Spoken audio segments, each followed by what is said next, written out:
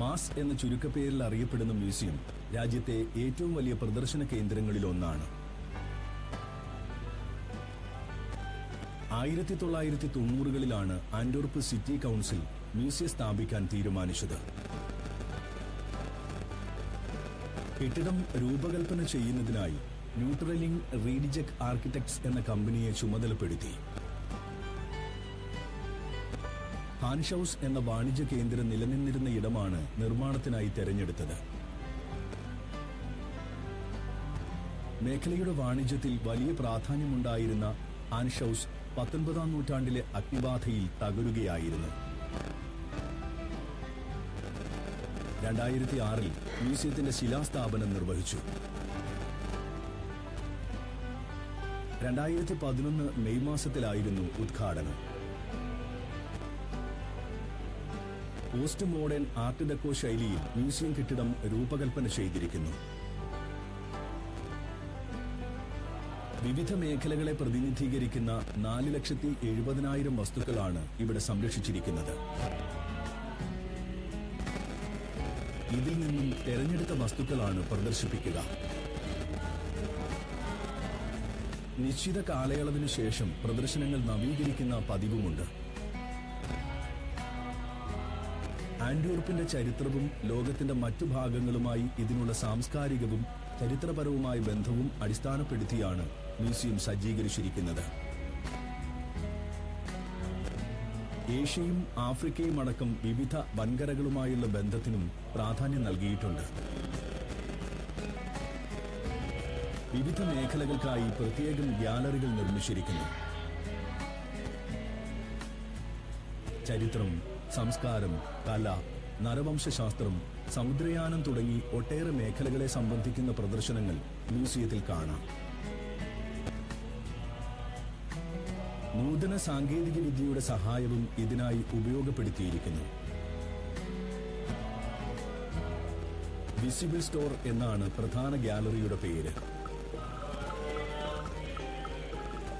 1,80,000 വസ്തുക്കളാണ് വിസിബിൾ സ്റ്റോറിൽ കാണാനാവുക.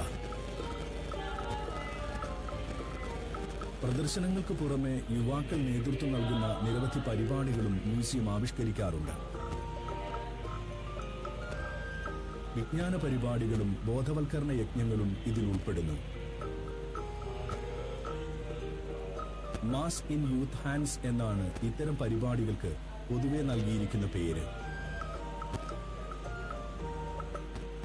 സമൂഹത്തിന്റെ വ്യത്യസ്ത തുറകളിൽ നിന്നുള്ള യുവാക്കളിൽ ആത്മവിശ്വാസവും സംഘാടന മികവും വളർത്തുകയെന്ന ലക്ഷ്യത്തോടെയാണ് മാസ് ഇൻ യൂത്ത് ഹാൻഡ്സ് ആവിഷ്കരിച്ചിരിക്കുന്നത്. ഭാവനാപൂർണമായ ഈ പദ്ധതിക്ക് ഒട്ടേറെ അംഗീകാരങ്ങളും ലഭിച്ചിട്ടുണ്ട്. ബെൽജിയത്തിലെ വിജ്ഞാനപ്രദമായ മ്യൂസിയമാണ് മ്യൂസിയം ആൻഡ് ഡി സ്ട്രൂ. സമഗ്രമായ പ്രദർശനങ്ങൾക്കൊപ്പം പുതുതലമുറയുടെ വളർച്ചയ്ക്കായി സ്ഥാപനം ആവിഷ്കരിച്ചിരിക്കുന്ന പദ്ധതികളും ശ്രദ്ധേയമാണ്.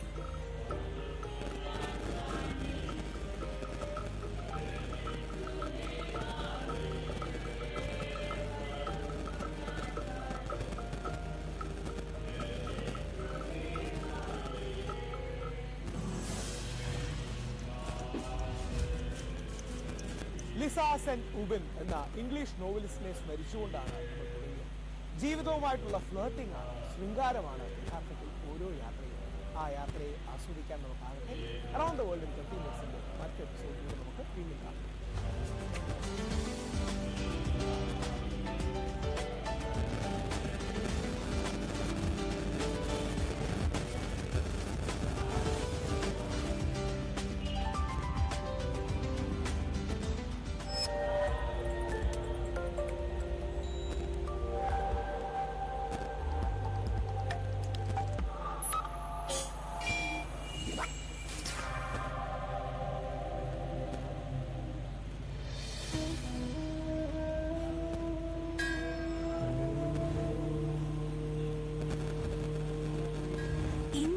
ഹൈന്ദവ തീർത്ഥാടന കേന്ദ്രങ്ങളിലൂടെയുള്ള സഞ്ചാരം പെൻഡ്രൈവിൽ. ഓരോ തീർത്ഥാടന കേന്ദ്രത്തിന്റെയും സമഗ്രമായ കാഴ്ചകൾ.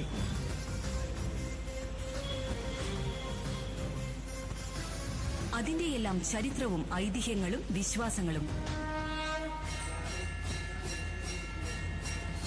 കർണാടകയിലെ ഐഹോളെ ക്ഷേത്രം, തെലങ്കാനയിലെ അയ്യപ്പ ക്ഷേത്രം, ബദാമിയിലെ ഗുഹാക്ഷേത്രങ്ങൾ,